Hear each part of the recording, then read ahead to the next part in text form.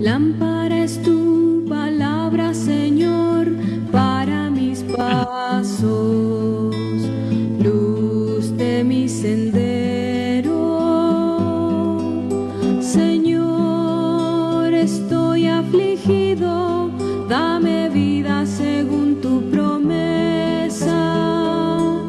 Lámpara es tu palabra, Señor, para mis pasos.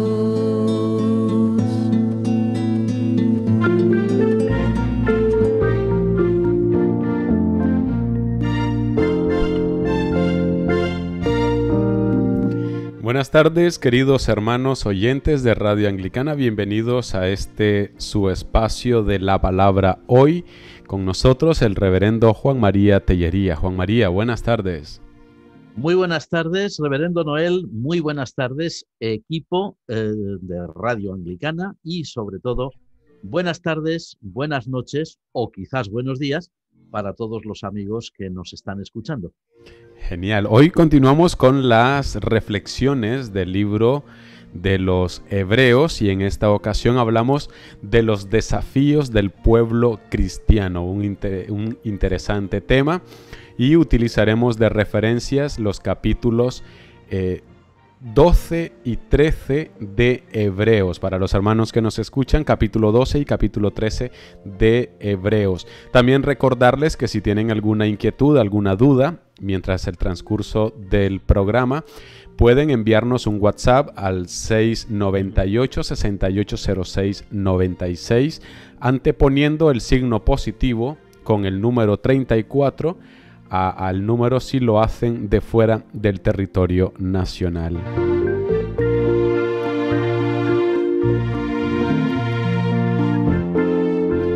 Como siempre, un momento de oración. Reverendo, adelante. Te damos muchas gracias, Padre nuestro que estás en los cielos, por el privilegio de haber podido compartir con todos nuestros amigos, con todos nuestros hermanos durante estos programas estas sencillas reflexiones sobre la epístola a los Hebreos. Y te agradecemos mucho, Señor, que hoy permitas que podamos llegar al final de esta serie sobre este escrito tan importante del Nuevo Testamento. Te pedimos, Padre nuestro, que la reflexión de hoy sea también un motivo de agradecimiento a ti en tu Hijo Jesucristo para todos aquellos que en este día y en este programa estamos abriendo, escuchando, compartiendo tu santa palabra. En el nombre del Padre, del Hijo y del Espíritu Santo. Amén. Amén.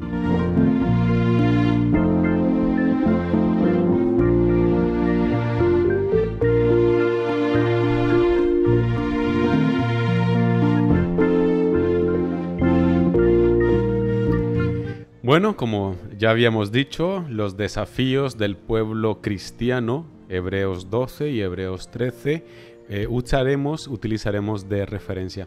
Pero bueno, Tellería, esa es la conclusión del programa. Hoy finalizamos esta serie de reflexiones.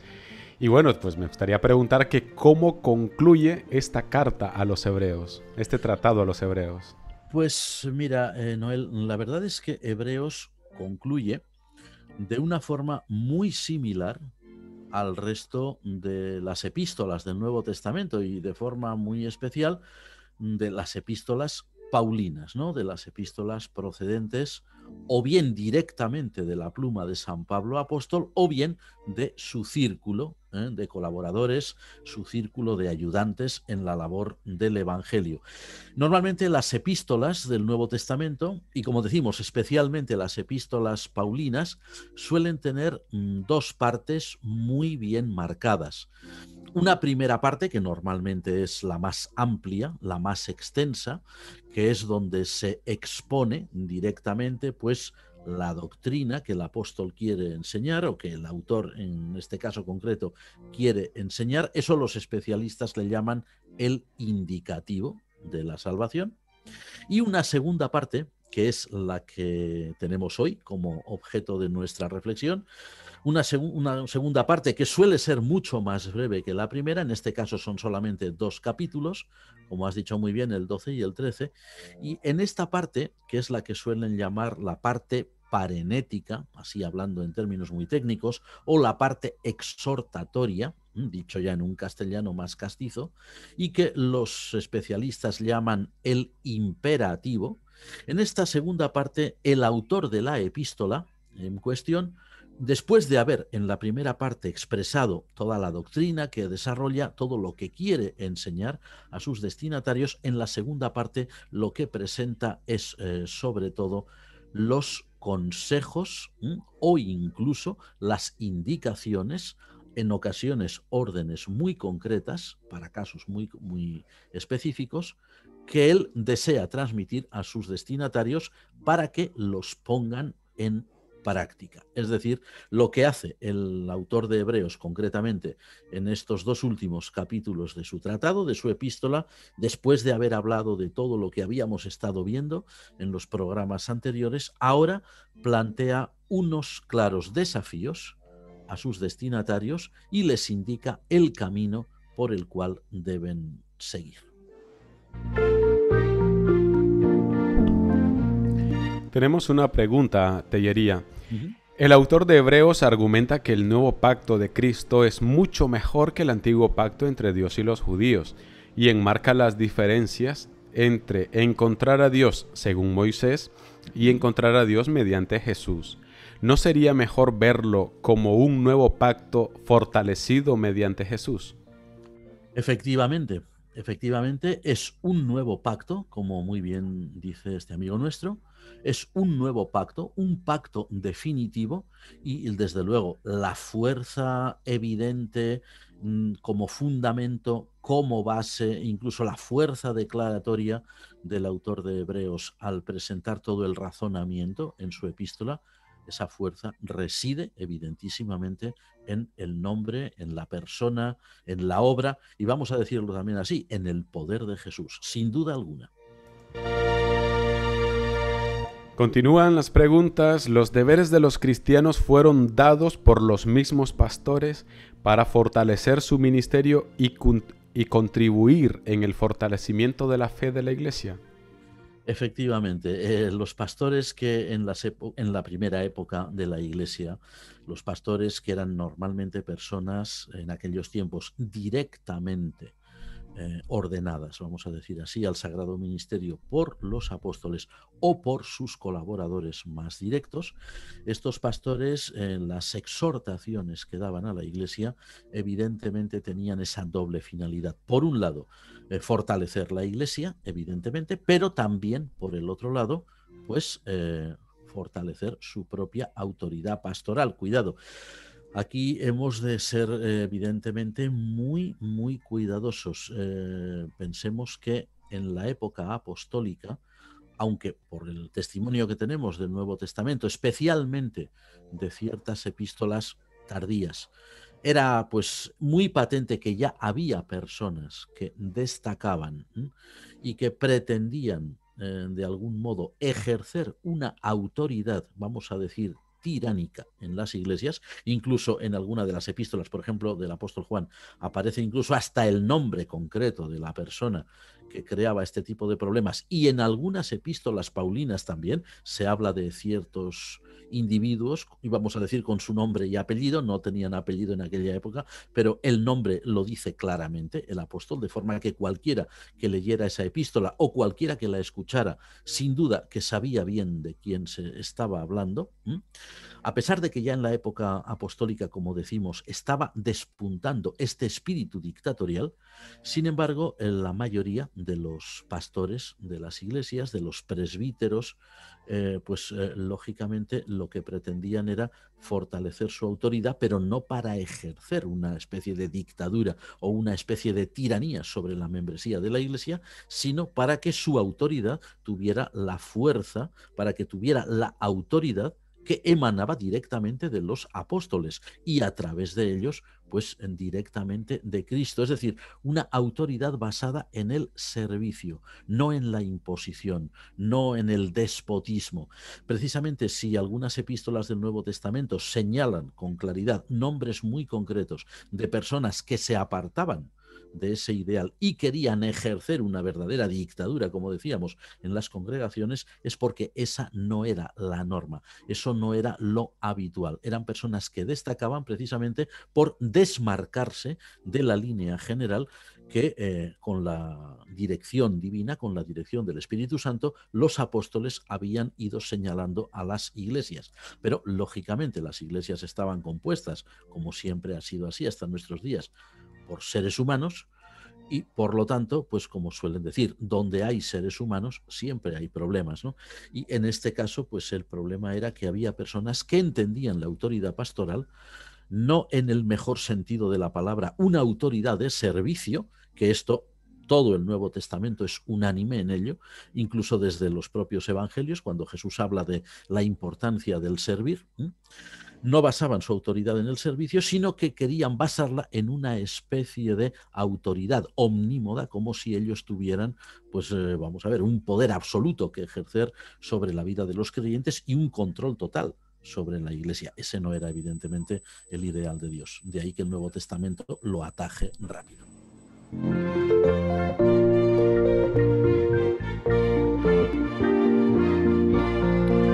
¿Cuál es la indicación principal que expresa el autor, Tellería? Bueno, el autor de Hebreos, cuando contemplamos aquí los capítulos 12 y 13 de su epístola, es decir, los dos últimos, los capítulos exhortatorios, como hemos dicho, los capítulos parenéticos, si nos damos cuenta, al leerlos con atención, e incluso una lectura rápida, una lectura superficial de estos dos capítulos, enseguida hace resaltar algo fundamental. Y es que el autor de Hebreos dice con toda claridad que es Jesús, el personaje de Jesús, quien ha de ser indiscutiblemente el centro de la vida y el centro de la piedad de los creyentes cristianos. O sea, aquel en quien debemos poner de continuo nuestros ojos para que Él dirija nuestro caminar. Está ese texto que dice, puestos los ojos en Jesús, el autor y consumador de nuestra fe. A ver, lo que está diciendo claramente el autor de Hebreos, y en eso concuerda al 100% con el resto de la revelación del Nuevo Testamento, es que fuera de Jesús no existe camino posible para los creyentes cristianos. Jesús es el centro indiscutible, Jesús es el punto de mira, Jesús es la finalidad, el destino al que conduce el caminar cristiano en este mundo, pero es que al mismo tiempo es también el comienzo, es quien marca el camino y al mismo tiempo es quien camina, quien acompaña, quien no solamente dirige, sino que también está juntamente con la Iglesia, está inmerso en la Iglesia y anda con ella ese camino difícil, ayudándole a sortear obstáculos, etc.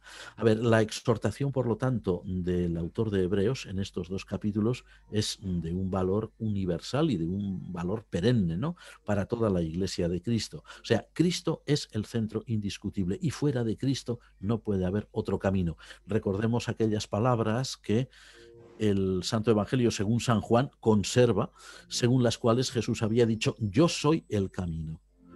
Es decir, el único camino, no puede haber otro. Hebreos incide en esta misma idea. E incluso aquí tenemos un desafío para el pueblo cristiano, mantener siempre su mirada y su atención en nuestro Señor Jesucristo. Así es. Bien, Tellería, ¿existe un riesgo claro si no se recibe la enseñanza de Jesús con todas las consecuencias?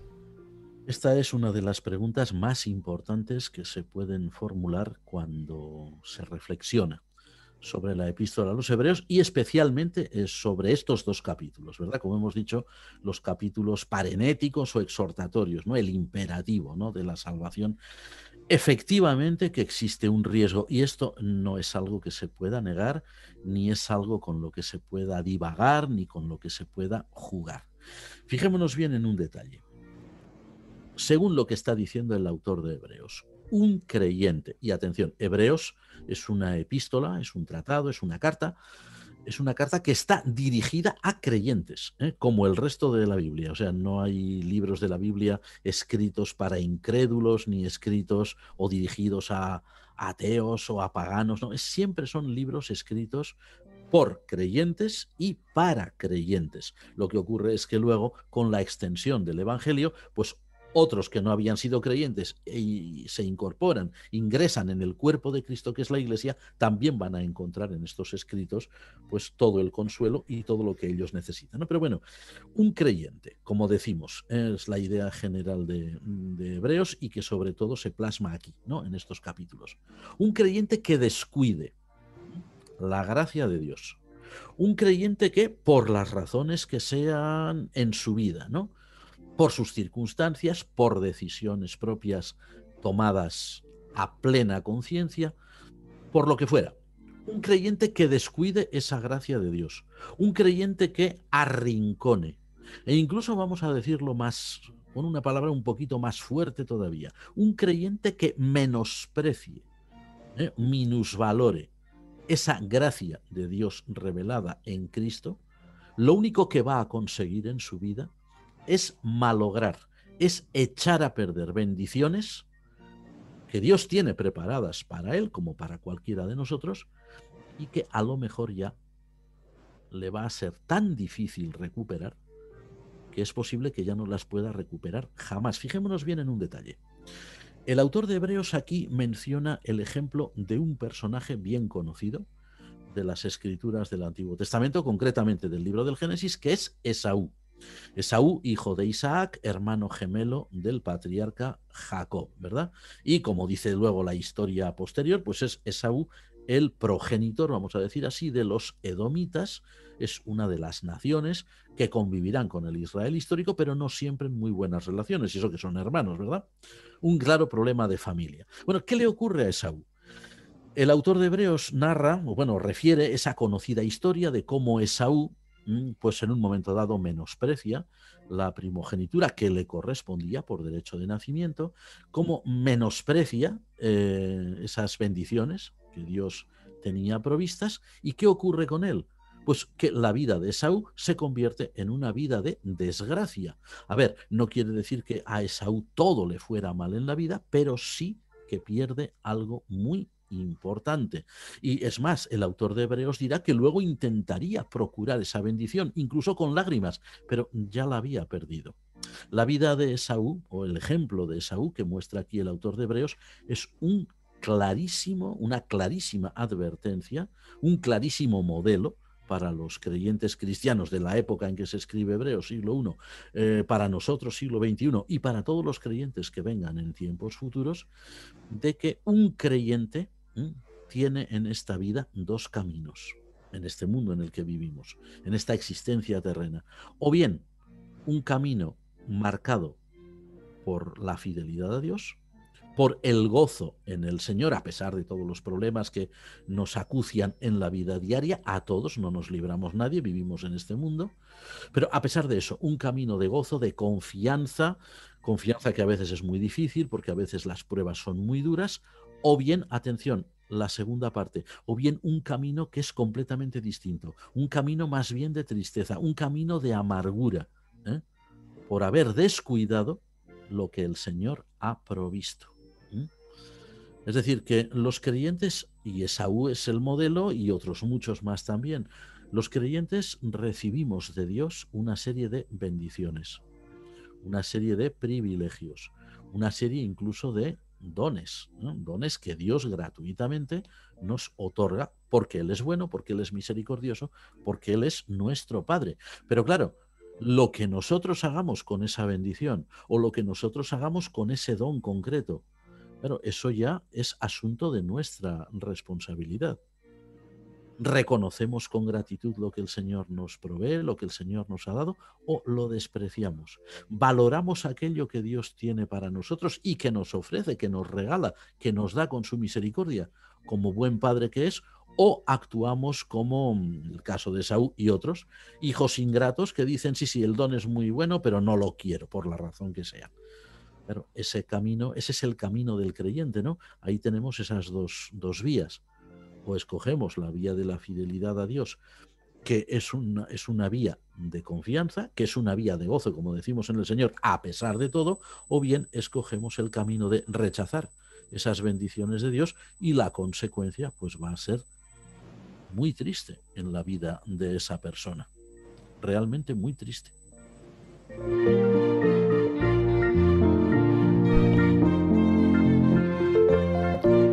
Nos encontramos en estos capítulos algunas figuras de juicio, castigo, seguramente tomadas, y bueno, no seguramente, tomadas del Antiguo Testamento.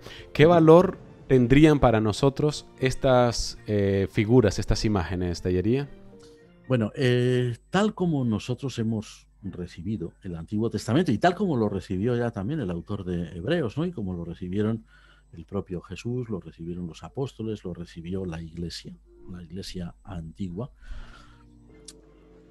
Cuando ellos leían o cuando ellos escuchaban ese Antiguo Testamento, que también escuchamos y leemos nosotros hoy, o bien en el culto público, o bien en nuestra lectura devocional privada de las Sagradas Escrituras, ellos encontraron, y esto es importante para nosotros, por encima de todo, un claro valor exhortativo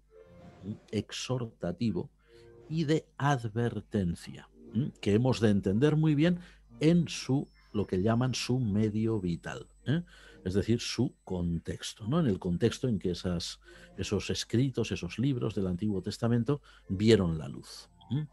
A ver, esas imágenes, por ejemplo, en las que aparece aquí, por ejemplo, en estos mismos capítulos de Hebreos que tenemos hoy, el 12 y el 13, esas imágenes de fuego, por ejemplo, el autor de Hebreos pone el ejemplo del Sinaí, la historia de cuando Israel llega, dirigidos por Moisés, al pie del Sinaí.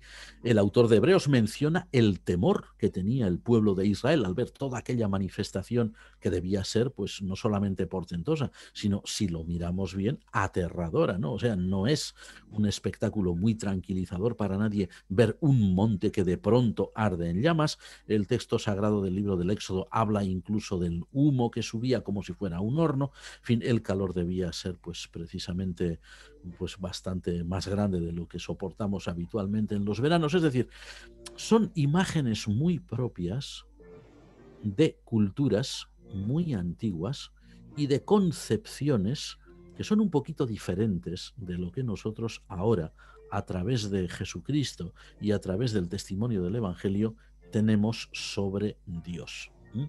Fijémonos bien en un detalle que es capital, pero que es capital para entender esto. Hebreos 12 contrasta y lo hace muy bien, como decíamos en el primer programa consagrado a Hebreos, ¿no? El autor de Hebreos es un auténtico, no ya es un gran teólogo, sino no solo es un gran teólogo, queremos decir, sino que es un verdadero maestro del uso del idioma, ¿verdad? E incluso hay quien dice que hasta un verdadero poeta, no sabemos si tanto, pero los que lo dicen tendrán sus razones. Lo que era un retórico magnífico, ¿no?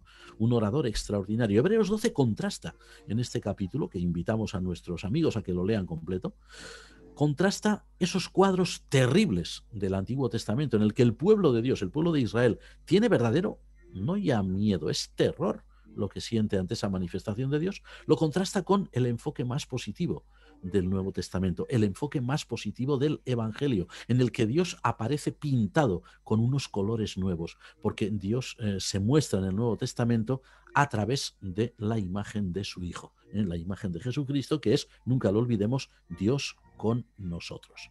Entonces, fijémonos bien en un detalle, y esto es muy importante y queremos insistir en ello mucho. Cuando el autor de Hebreos está hablando de esas imágenes, está empleando, ¿no? Como buen autor que es, buen teólogo y buen orador. Cuando está empleando esas imágenes de juicio, esas imágenes que parecen tan trágicas, ¿no? Del Antiguo Testamento, no está hablando, atención a esto, no está hablando de una condenación eterna de los creyentes que no aceptan bien que no reciben bien, que no comprenden bien, que minusvaloran, que rechazan, que desprecian, decíamos antes, ¿verdad? Esas bendiciones, esa gracia, esos dones, esos regalos que Dios da. No, no, no, no. Lo que está mostrando el autor de Hebreos es el resultado, lo que estábamos diciendo antes en relación con la figura esta tan trágica, ¿no?, de Esaú, el hermano del patriarca Jacob, ¿no? El ejemplo de unas vidas miserables, malogradas, echadas a perder. Atención, y eso conlleva en sí su propio castigo. A ver, lo que estamos diciendo es, el creyente es creyente, sea un creyente mejor o sea un creyente peor. Sea un creyente que podríamos decir, pero cuidado, como advertíamos hace no mucho, cuidado con los juicios que hacemos, porque nosotros juzgamos por apariencias, y recordemos muy bien que el que realmente puede juzgar, porque es el que mira lo que hay dentro de nosotros, el único que puede juzgar eso es Dios. Nosotros, casi vamos a decirlo así, en el 100% de las ocasiones nos vamos a equivocar. Ni siquiera vamos a concedernos a nosotros mismos un pequeño margen. No, no. En el 100% de los casos, sin duda alguna, nos estamos equivocando cuando juzgamos por apariencias.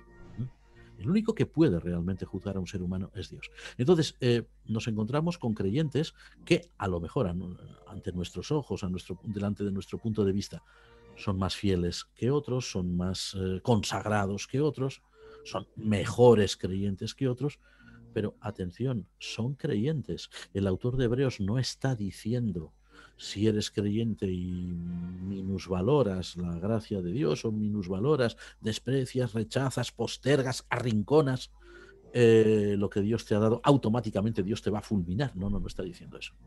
Lo que está presentando es una vida de un creyente que podría haber tenido una existencia terrena mucho más gozosa en el Señor. Cuidado, que eso no significa económicamente mucho más desarrollada o con una salud, digamos, a prueba de bomba. No, no, no, no.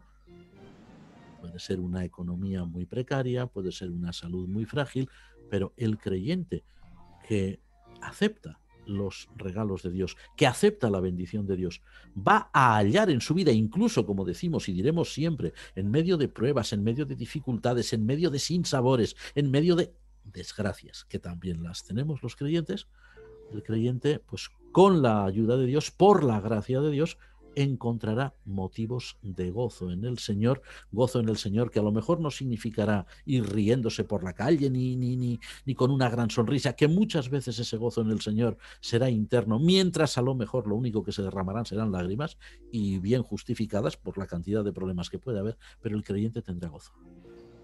Mientras que el otro creyente, que a lo mejor ha rechazado o que no acepta o que minusvalora, desprecia lo que hemos dicho, estos dones de Dios, pues lo que va a tener es una vida de pérdidas, que a lo mejor no serán pérdidas económicas, que a lo mejor no serán pérdidas materiales, que a lo mejor no serán pérdidas de salud, pero habrá algo ahí que él finalmente vivirá como una pérdida y que a lo mejor hasta le amargarán la existencia.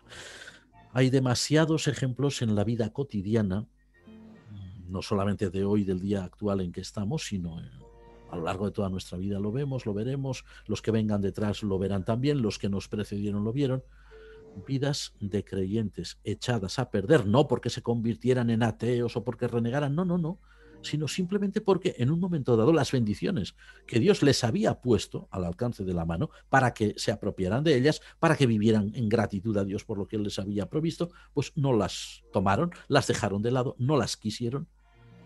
Luego esas personas han sido creyentes, por supuesto, pero creyentes tristes, a lo mejor creyentes amargados, a lo mejor creyentes llenos de preocupaciones que les han hecho la vida un infierno.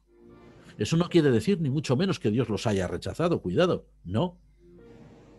Pero simplemente ellos se han privado de algo que Dios tenía para ellos. Eso es realmente triste.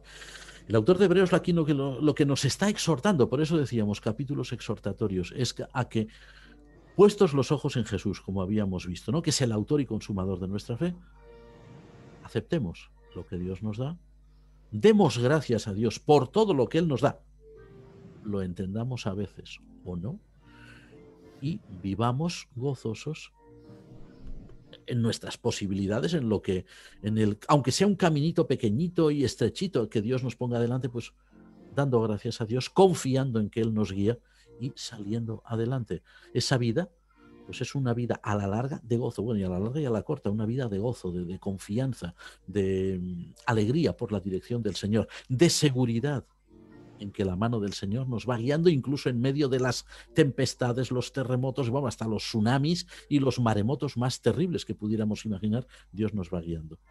Lo otro es ser creyente también, pero un creyente que a lo mejor llega a adquirir conciencia de lo mucho que ha perdido y puede vivir una vida muy desgraciada y muy triste. Muy triste. Una vida que en realidad, pues a lo mejor no ha merecido la pena vivir, ¿no? Que luego cuando llegue al otro lado, Dios lo va a recibir, evidentemente, con los brazos abiertos y a lo mejor le dirá, hijo mío o hija mía, pero qué burro has sido, ¿no? O qué burro ha sido todo lo que yo había puesto delante de ti como tu padre y tú que no lo querías o que no hiciste caso. Hemos de caminar confiados en el Señor porque las advertencias, las exhortaciones que aparecen en las Sagradas Escrituras aquí mismo, en estos 2 capítulos de Hebreos, no están escritas porque sí, tienen un gran valor para nosotros. Amén. Y hablando de la vida cristiana, te diría que luego también aquí, así comienza el capítulo 13 con los deberes de los cristianos, así lo titula la versión Reina y Valera del 60. ¿Cómo describe el autor de Hebreos en estos 2 capítulos, principalmente pues el 13, que también hace gran énfasis, la vida cristiana? Pues lo hace como es su estilo, ¿no? Con un lenguaje muy accesible y podríamos decirlo que es de esta manera, ¿no? El autor de Hebreos describe la vida del creyente, la vida cristiana que decimos, como una vida de piedad, ¿sí? Una vida de consagración a Dios, una vida de lealtad al cuerpo de Cristo, que es la Iglesia, y eso se traduce en la realidad, porque todo eso es la teoría, ¿no? Pero en la realidad eso se traduce en una vida cotidiana, en un día a día de amor y de servicio desinteresado a los demás. Esto es, no es algo que sea opcional, no es si quieres lo tomas o si no lo dejas, no, no, no. La vida de amor y la vida de servicio es lo que marca el camino del cristiano. Fijémonos bien, algo muy importante, porque en esto Hebreos no se desmarca del resto del Nuevo Testamento, ¿no? Los autores del Nuevo Testamento no buscan describir la vida cristiana como una vida de grandes luchas doctrinales, ¿verdad? Por supuesto que la doctrina tiene su importancia. La prueba es que la Iglesia, desde los primeros siglos, definió muy bien lo que era la doctrina cristiana. Ahí tenemos los credos. Por ejemplo, el credo apostólico, el credo de Nicea y Calcedonia, el credo atanasiano, que llaman el Quicunque, en fin, varios, ¿no? Los grandes credos históricos. Ahí está definida la fe de la Iglesia universal, que es la fe que profesamos todos los cristianos, ¿no? Eso tiene su importancia. Pero curiosamente, los autores del Nuevo Testamento hacen hincapié no tanto en cuestiones doctrinales, no tanto en cuestiones teológicas, sino en una realidad, en un día a día, en un caminar diario que está marcados por el amor y por el servicio. Por esta razón es muy importante, entendemos, es muy importante que el creyente sea cuidadoso, sea muy cuidadoso en este tema, a fin de no caer en errores y no caer en abusos, como han existido a lo largo de estos últimos 20 siglos de historia de la Iglesia y todavía existen hoy, desgraciadamente, no caer en errores, en perversiones, ni en abusos. Perversiones, decimos, perversiones del cristianismo, ¿no? O distorsiones, vamos a decir así, del cristianismo. O sea, el cristianismo se define, o sea, como un discipulado de Jesús. Y Jesús habla muy claro cuando habla de amar y servir. Amar y servir a los demás. Jesús, por lo que leemos en los evangelios y el autor de Hebreos pues se hace eco también de esa idea, ¿no? Lo mismo que el resto del Nuevo Testamento. Jesús no era muy amigo de grandes discusiones doctrinales. Sí que es verdad que en los evangelios a veces, sobre todo los fariseos y saduceos, a veces intentaban tenderle trampas, ¿no? ¿Qué piensas de esto? ¿Qué piensas del otro? Y Jesús respondía, ¿no? Y a veces respondía de forma tan magistral que se tenían que callar, porque es que no tenían por dónde entramparlo, por supuesto que no. Pero Jesús insiste siempre en un cristianismo activo, no meramente teórico, un cristianismo que se plasme en una realidad. O sea, al discípulo de Cristo se le reconoce, según las palabras del Señor Jesús, según lo que leemos en las epístolas apostólicas, aquí mismo en Hebreos, al discípulo de Jesús se le reconoce básica y fundamentalmente por esa vida de servicio, por esa vida, también por ese testimonio de gozo en el Señor, pero sobre todo por ese servicio a los demás. Hace no mucho tiempo, no muchos meses, leíamos un libro de historia, no escrito precisamente por ningún teólogo, un libro de historia del mundo antiguo en el que se mencionaba a la Iglesia. Y hablando ahora precisamente, hoy vivimos en un mundo pues atenazado por miedo a los virus, a los rebrotes de pandemias, etcétera. Este autor decía cómo en los primeros siglos de la historia de la iglesia, del cristianismo, de la Iglesia, los 4 primeros siglos, estos son datos históricos objetivos, no son meras elucubraciones, ¿no? Ni teorías. El Imperio Romano, o sea, el área mediterránea, desde Palestina hasta España, la península ibérica, ¿no? Pasando por África del Norte, Italia, Grecia, Francia, las Galias, etcétera. Bueno, el Imperio Romano se vio azotado, pero muy azotado por pandemias, por enfermedades que no eran conocidas en Europa y que procedían de Oriente, y que a lo mejor las difundían las propias legiones romanas sin saberlo. En aquella época nadie sabía lo que era un virus, nadie sabía lo que era una bacteria, pero sí veían el efecto de las enfermedades. El cristianismo coinciden esas épocas de pandemias con el triunfo final de la Iglesia, con una cantidad enorme de personas que se convertían al cristianismo. ¿Y sabéis por qué? Porque los cristianos, haciendo efectivo el mandato de Jesús de servir a los demás, en una época, como decimos, una época en la que no había conocimiento como tenemos hoy del mundo de la medicina tan desarrollado, nadie sabía lo que era un virus, nadie había oído hablar de eso, era impensable este tipo de conceptos, pero sin embargo los cristianos acogían, los cristianos proporcionaban cuidados a personas enfermas, muchas veces sin miedo a contagiarse. Podían contagiarse y de hecho también había cristianos que morían evidentemente afectados por este tipo de grandes pandemias del momento, pero sin embargo la Iglesia dio un testimonio insuperable cuando de forma desinteresada atendía a personas necesitadas. Y eso coincide pues, con los siglos II, III, IV, que es cuando la Iglesia llegó a extenderse al máximo. Y ese autor, ese historiador, decía, ¿cuál fue la razón de esas conversiones a veces masivas? Sencillamente que los paganos veían en los cristianos personas que ayudaban. Vieron en los cristianos personas que realmente tenían una conciencia de solidaridad humana, una conciencia de servicio a la comunidad que otros no tenían. Realmente fueron un ejemplo. Y ese ejemplo hizo que la Iglesia, el cristianismo, se fortaleciera frente a otras religiones que de otra manera, pues a lo mejor lo hubieran superado en número, o incluso, dicen algunos, a lo mejor hasta lo hubieran acabado con él. Pues eso son elucubraciones, ¿no?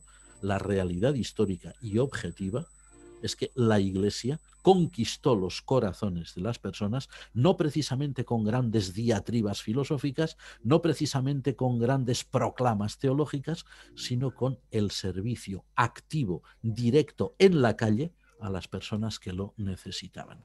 Una vida de piedad, hemos dicho, una vida de lealtad, una vida de consagración, pero eso se traduce en una vida de amor y una vida de servicio a los demás. Ese es el gran ideal del cristianismo, según la epístola a los Hebreos y según el testimonio permanente del Nuevo Testamento. Vamos a ver rápidamente algunas preguntas que nos hacen. Muy bien. Algunas ya hemos hablado algo en temas anteriores, por eso pues vamos a verlas, aún así vamos a verlas rápidamente. En, en consideración a los lectores judíos, el autor de Hebreos cita constantemente citas del Antiguo Testamento. Podríamos pensar que pretendía convertirlos al cristianismo, aprovechando su experiencia con la Torá, su conocimiento de la Torá. Vamos a ver, según parece, porque desde luego la epístola no lo dice, ¿verdad? O la carta o el tratado no lo dice directamente, ¿no? No comienza diciendo escrito de tal para los judíos, por ejemplo, o para los hebreos, no. Daría la impresión, por lo que entendemos de la carta o del escrito en general, que el autor se dirige a personas que son realmente judías, pero que son personas que habían llegado a ser cristianas, pero que en un momento dado, digamos, su fe cristiana flaqueó, lo cual no tiene nada de extraordinario, es muy humano, no es condenable. De hecho, el autor no los condena, y se sentían atraídos de nuevo por todo el boato, todo el ceremonial, toda la grandiosidad, la ampulosidad del culto levítico en el templo, ¿no? Claro, el autor de este escrito, que es un gran conocedor, sin duda, de las escrituras del Antiguo Testamento, lo que evidencia que él mismo también es de origen judío, pero un judío convertido al cristianismo, efectivamente va a utilizar todo su conocimiento de la Sagrada Torá, de la ley de Moisés, de todas las descripciones que hace del templo, de sus o del tabernáculo del desierto, de sus servicios, o también de otros pasajes de la historia sagrada, tal como los leemos en el Antiguo Testamento, porque lo que quiere evidenciar a esos judíos, que son hermanos suyos, hermanos probablemente ya incluso de raza, de etnia, porque también son judíos como él, pero sobre todo porque son hermanos en la fe en Cristo, aunque, como decimos, hermanos de una fe un poquito tambaleante, vamos a decir así, les quiere evidentemente con el testimonio de la Escritura Sagrada del Antiguo Testamento evidenciarles que lo que se recibe en Cristo supera con mucho lo antiguo, sin duda alguna. Tenemos también aquí una afirmación, parece más afirmación que pregunta, en relación a lo que decías antes de cómo describe el autor de Hebreos la vida cristiana. Nos dicen, o sea, en otras palabras, obediencia igual paz, desobediencia igual tribulación, de manera que somos el resultado de nuestras propias decisiones. En parte sí, pero esto vamos a matizarlo. Eso. Sí. No, y está muy bien que nos hayan hecho esto porque realmente es necesario. Y como decimos, lo decimos siempre de corazón y son verdades como templos. Enriquece muchísimo nuestro programa, nuestro sencillo programa, estas aportaciones por las cuales damos siempre las gracias.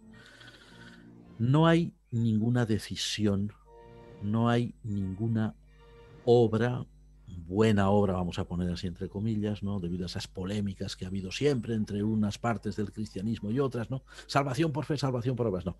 No hay ninguna decisión humana, no hay ninguna buena obra que nosotros hagamos que nos haga merecedores de la salvación.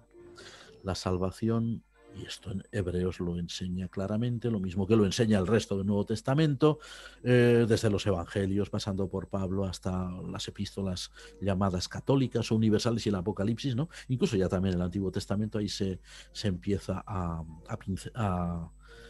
delinear esta gran idea, esta gran aportación del pensamiento bíblico. Nuestra salvación depende exclusivamente y sin paliativos de la obra de Dios. En el Nuevo Testamento afinamos un poco más, revelada en Cristo.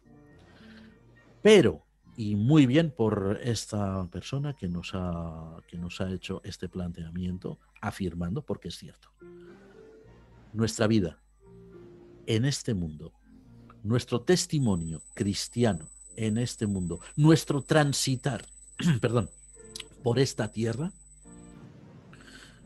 que esa vida, perdón, que esa vida, que ese testimonio, ese transitar, sea realmente un reflejo auténtico de lo que Dios quiere de su iglesia, o no, en este mundo, sí que depende efectivamente de las decisiones que tomemos. Por supuesto que sí. Si yo como cristiano digo, doy gracias a Dios por todas sus bendiciones, quiero caminar en el camino que el Señor me traza, estupendo. Si digo, muchas gracias Señor, pero guárdatelo para ti, yo prefiero hacer esto otro, luego no me puedo quejar diciendo, ay señores, ¿qué tal? No, no, no. Sí. Yo no quise seguir eso. Ahora, eso no tiene que ver con mi salvación eterna. Mi salvación es obra exclusiva de la gracia del Dios revelado en Cristo. Pero mi camino en esta tierra requiere, por supuesto, de los pasos que yo vaya a dar. Sí, es muy importante este matiz porque luego también vemos, por ejemplo, con lo que tenemos, ¿no? De obediencia, paz, desobediencia, tribulación. Pero es que luego nos encontramos con creyentes que obedecen a Dios y pasan tribulaciones.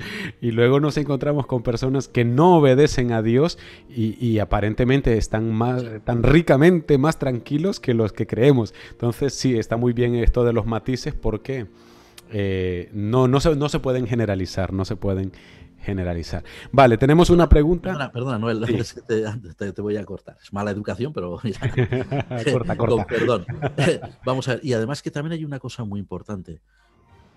El creyente, porque nosotros nos hemos encontrado, tú también, y muchos nos hemos topado con creyentes que viven una vida cristiana de auténtico sufrimiento porque dicen, si obedezco al Señor es por miedo a que me castigue.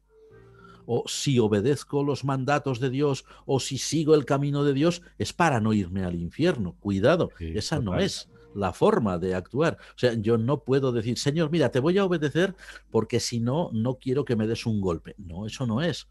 Sí, Es, como el de la moneda, ahora te corto por yo a ti, ejemplo, como el de la moneda que la fue a enterrar y porque tenía miedo de su jefe. así está. Efectivamente, o sea, el cristiano camina en los caminos del Señor. El cristiano que quiere ser fiel a Dios lo es, por amor a Dios y por amor al prójimo. Jamás por el miedo a lo que pueda venir después, porque finalmente la salvación, como decimos, no depende de esas decisiones nuestras, dependen de la obra de Dios exclusivamente en Cristo. Ahora, sí depende de lo que nosotros queramos hacer en esta vida, que vayamos a vivir una vida cristiana gozosa o que vayamos a vivir una vida cristiana triste. Ese es el asunto. Genial, estupendo. Rápidamente, Tellería dice, en el último capítulo el autor hace referencia al sacrificio de alabanza. ¿A qué se refiere? Porque ya conoce a Cristo como el verdadero sacrificio. Efectivamente, y me alegro mucho de esta pregunta porque es capital. Una vez más, gracias por vuestras magníficas intervenciones y por enriquecer este pequeño programa. En el contexto general de la epístola a los hebreos hemos visto desde el primer momento, desde el primer capítulo hasta el final, que como alguien también nos ha recordado ahora mismo, hay toda una coloración que es veterotestamentaria, digamos, unas pinceladas, un tono general que recuerda el Antiguo Testamento, lógico, porque se dirige a judíos y está escrito por un judío. En el mundo judío de aquella época y sobre todo pues, para los judíos que estaban más o menos avezados al estudio de la Sagrada Torá, de la ley de Moisés, los que estaban más familiarizados con todo lo que tenía que ver con los rituales del templo y tal, la idea de sacrificio lo englobaba todo. El cristianismo hereda esa concepción de sacrificio del judaísmo. Pero el cristianismo le va a dar un enfoque completamente distinto y de ahí la gran oportunidad de esta pregunta que nos han formulado. Para el cristianismo, la muerte de Cristo representa un gran sacrificio, el sacrificio supremo, que es superior a todos los sacrificios, como veíamos que decía el autor de Hebreos, todos los sacrificios previstos por la ley de Moisés, aquellos sacrificios cruentos de animales, de carneros, de ovejas, de cabras, en fin, todo. El sacrificio de Cristo es el único que hace tabula rasa de todo aquello, porque es el sacrificio por excelencia. Pero cuidado, tiene un sentido totalmente positivo, porque aquellos animales morían y desaparecían, Cristo muere pero no desaparece. Cristo es un sacrificio que está vivo y que además vive para siempre, porque Cristo vence a la muerte. A partir de ahí, la idea del sacrificio tiene en el cristianismo un sentido positivo, y el sacrificio no significa destrucción, el sacrificio, no significa algo negativo, sino todo lo contrario. Un ejemplo, en las iglesias como la nuestra, de origen histórico, muchas veces hablamos en lenguaje común, a veces hablamos de la Santa Comunión, Sagrada Eucaristía, Cena del Señor, todos los nombres que tiene en las distintas tradiciones cristianas, todos ellos muy válidos y todos ellos llenos de un enorme significado. Hablamos a veces de el sacrificio del altar. Sin embargo, cuando nosotros, sacerdotes o presbíteros, estamos oficiando la Santa Comunión, no estamos sacrificando nada, pero lo llamamos o nos referimos a él en ocasiones como el sacrificio, porque nos recuerda a aquel sacrificio que fue el de Cristo, pero desde el punto de vista positivo. Nosotros rememoramos aquel sacrificio que para nosotros es gozo, no es tristeza. Cuando se habla del sacrificio de la alabanza, o cuando se habla, por ejemplo, también en algunos otros textos, del sacrificio de labios, que es la oración, no significa una amputación, no significa una destrucción, significa una consagración. Pensemos, ahí también juega muy a nuestro favor la etimología. La palabra española, castellana, sacrificio, lo mismo que en todas las lenguas de nuestra gran familia latina, de lenguas latinas, o incluso en el inglés, que no es una lengua latina, pero que está muy latinizada. Nosotros empleamos esta palabra, que suena un poquito distinto en cada idioma, pero que procede siempre del latín sacrum facere. Sacrum facere significa en latín facere, hacer, facere, o fare, como dirían los italianos, hacer sacrum, consagrado. No es destruir, no es matar.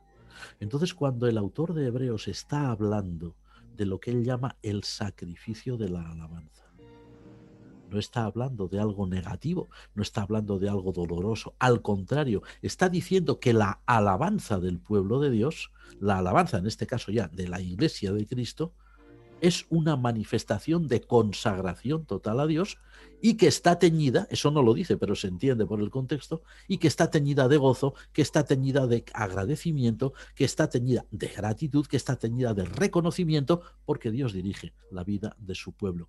Cuando nosotros hablamos hoy del sacrificio del altar, no estamos hablando de una destrucción de nada, al contrario, estamos presentando unos emblemas que son el pan y el vino, el material sacramental, pero como el recuerdo perfecto de algo que sucedió y que hoy a nosotros nos llena de gozo, porque es el sacramento de nuestra salvación. Recordemos, la palabra sacrificio, que en castellano a veces tiene una mala connotación, connotación negativa, incluso en la lengua popular, cuando alguien dice, ¡ay, la cantidad de sacrificios que yo he hecho para esto! Pues va a decir, mira, la cantidad de cosas de las que he sufrimiento que llevo. El sufrimiento que llevo, lo desgraciado que soy. No, en el lenguaje del Nuevo Testamento es todo lo contrario. Sacrificio significa consagrar. O sea, el sacrificio de la alabanza, esa alabanza consagrada que exalta a Dios. El sacrificio de labios, que dicen algunos textos de la Biblia, pues es esa oración de gratitud, oración de acción de gracias, esa oración que exalta al Dios revelado en Cristo. Es un sentido completamente positivo. Así que muchas gracias a esta persona que nos ha hecho esta pregunta tan sumamente interesante y tan importante en cuanto a su contenido. Gracias.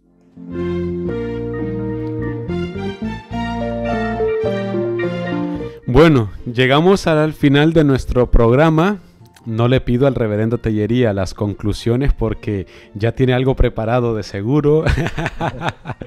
Ya hemos visto durante todo el programa las conclusiones a las que vamos llegando de todos estos retos, estos desafíos que tiene la Iglesia, que tiene el pueblo cristiano, vistos desde la luz de esta carta a los Hebreos. También agradecemos a todos los hermanos que también nos están reportando sintonía a través del WhatsApp, a los hermanos que nos están escuchando en Perú, en Colombia, en México, en Estados Unidos, en Guatemala, aquí en España también, a los hermanos también que nos escuchan en Alemania, en Inglaterra, en México, los hermanos también que nos reportan sintonía desde Nicaragua y Panamá, todos los hermanos que han estado pendientes de este programa. Les agradecemos también de Argentina, perdón, que se nos quedaba en la parte final del ranking. Argentina también, que sean bendecidos en el nombre del Señor. Llegamos al final de nuestro programa. Bueno, en realidad no.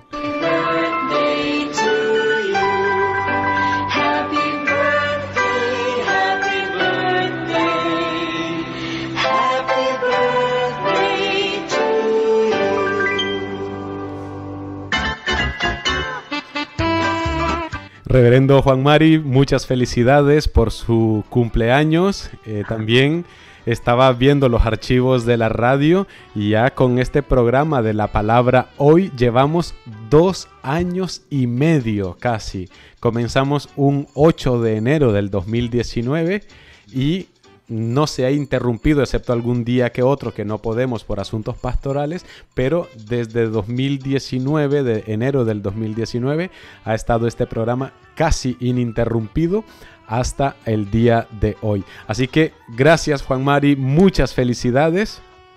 Gracias a vosotros por recordarme que soy un año más viejo, pero bueno, es lo que toca, ¿no? Cumplimos años con la ayuda de Dios, eso es una gran realidad. Y desde luego es un motivo de gran alegría el saber que nuestro programa ya tiene este pequeño currículum, ¿eh? Ojalá con la ayuda de Dios podamos seguir sirviendo a la Iglesia del Señor durante más tiempo. Totalmente, sí, es una bendición para nosotros y también para nuestros oyentes y sobre todo pues el público que se ha hecho la palabra hoy en estos 2 años y medio, personas que siempre están esperando el programa para crecer, conocer y también compartir. Vamos a tener una breve oración colecta por ti, Tellería. Vela, oh Señor, por tu Hijo, Juan María Tellería Larrañaga, conforme aumentan sus días. Bendícelo y guíalo donde quiera que se encuentre. Fortalécelo cuando permanezca en pie. Consuélale cuando se sienta desanimado o triste. Levántale si cae, y que permanezca en su corazón todos los días de su vida la paz que excede a todo entendimiento, mediante Jesucristo nuestro Señor. Amén. Amén. Amén. Y feliz cumpleaños, Tellería. Muchas gracias a todos. ¿Cuántos hacemos? 30 y tantos. Sí, un poquito más, 61. ¡Ole!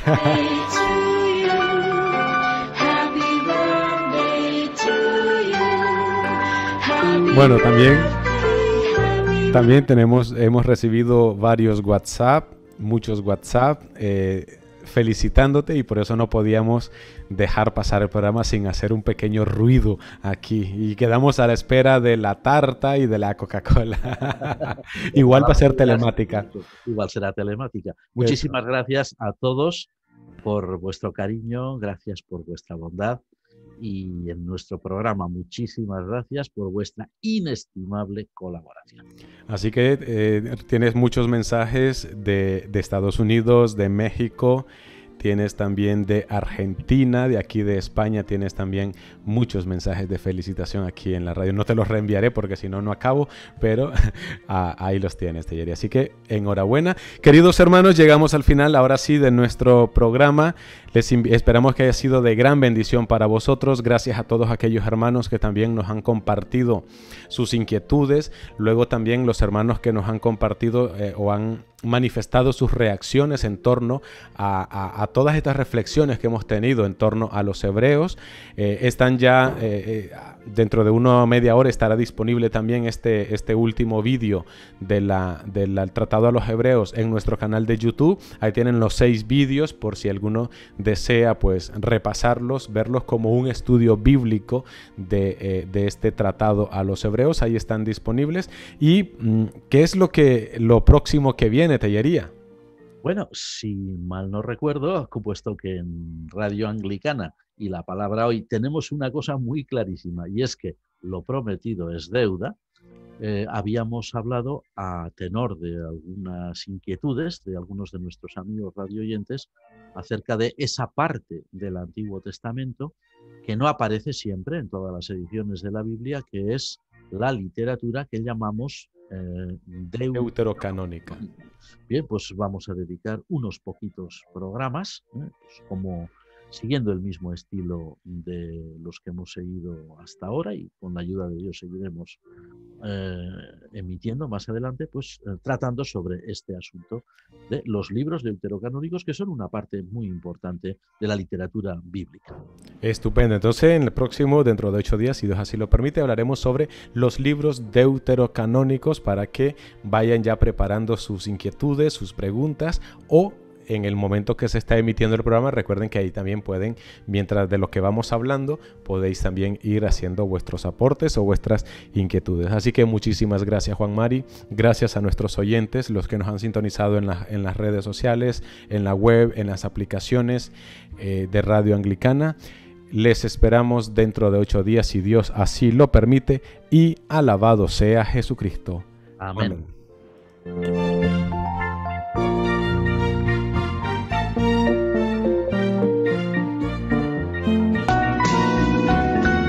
Usted está en sintonía de Radio Anglicana, transmitiendo vía internet en www.radioanglicana.es. También puede escucharnos en su dispositivo móvil descargando nuestra aplicación para Android e iOS. Radio Anglicana, la voz de la Iglesia.